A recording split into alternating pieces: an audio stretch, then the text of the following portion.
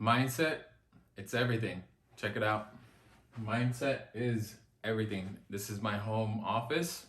I didn't plan on doing this one here, but I knew it was a super important topic. So I went to the gym this morning, got there about 4:10 a.m., 4:15 a.m. Moved up my bedtime to 3:35 a.m. Started getting ready for bed at 7:45 a.m. with my baby. Son, sorry. He's not really a baby. It's pretty big. But I just couldn't do this one at the gym, and I just felt showing you guys how important mindset is. This is what's on the wall in my home office. I work from home, but I've also done many things from home. This is my study room. This is my think room, my pray room, you name it. And that is the final piece of my office, putting it together. I may set up a studio later on, but let's get right into it.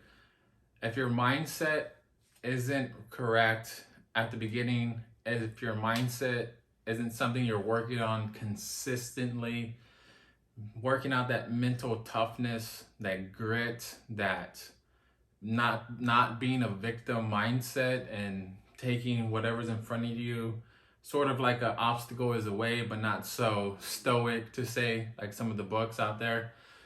But mindset is definitely key. You gotta believe in yourself. You gotta have confidence. You have to continue to go forward when people around you are saying, hey, I don't know about that. And I'm not talking about opinions and comments on Facebook and YouTube. I'm talking about family. I'm talking about close friends. I'm talking about spouses. I'm talking about the people closest to you that don't see things the way you see them, that don't have the vision in your mind and why you keep going. Other people are not going to see it the way you see it, especially today.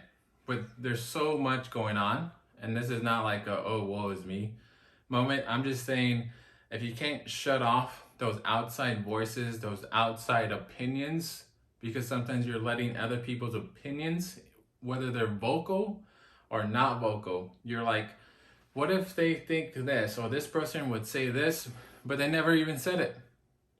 You're creating the wrong story, you're believing the wrong story, and you're not being the author. You literally need to take control and take action on what you feel is needed. That means reading every day. That means meditating, praying, thinking every day. If you don't have time to think and you're just always go, go, go, you're living somebody else's life, without a doubt. If you're just sitting on the couch, you're idle. You're too scared to take the first step. I'd rather be the person who takes a step, messes up in front of everybody, and learns something. Because the person who makes the mistake, the person who raises their hand, that's the person who's actually learning something. Same thing like this. The person who's actually teaching learns the most. So this isn't a how to develop a mindset, because that can go on for a long time. And you can pay much money to go to seminars and classes. And I would definitely recommend going to some of the best. Go to your Tony Robbins. Go to your Eric Thomases, whoever that is going to get you to the next step, who's going to give you that coaching to go to the next step. And that process never, ever ends. You continue to work on your mind, because if you can't make it through one bad day, you're not going to make it through a bad week. You're not going to make it through a bad month. And that's just going to take everything downhill. Let me show you something real quick. I don't know how this is going to look because I'm facing my camera, but this is What's Your Gap from Patrick Bet-David. If you haven't seen that YouTube video, go watch it. Patrick Bet-David. What he talks about is the one percenters and basically everybody else. How the one percenters perform, and then a crisis hits and they come down, but they don't come all the way down. They take care of the crisis. They know how to handle the problems and get back to work, because they know what matters most. They have emotional intelligence. They have methods of getting past through trauma. If you don't have those things, develop them. See a counselor, psychologist, online coach, read books. You need tools in your tool belt for your mind just as much as you do for getting physically in shape.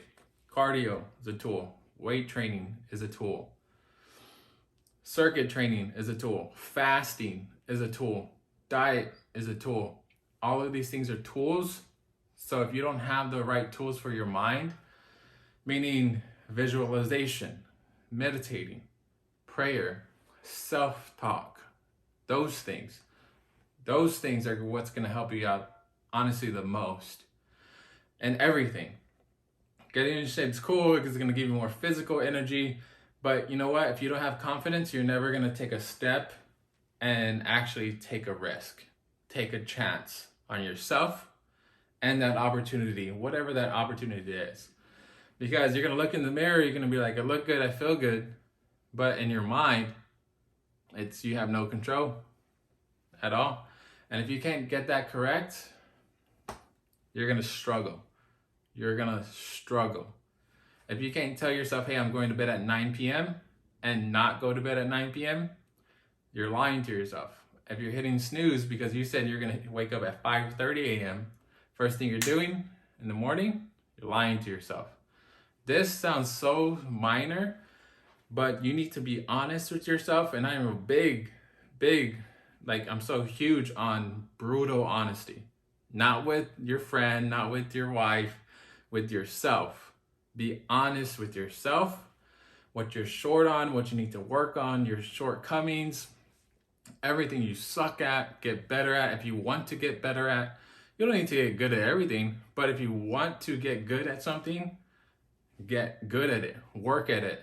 You know, what's the sharpen the saw, chop wood, carry water every freaking day. Do it.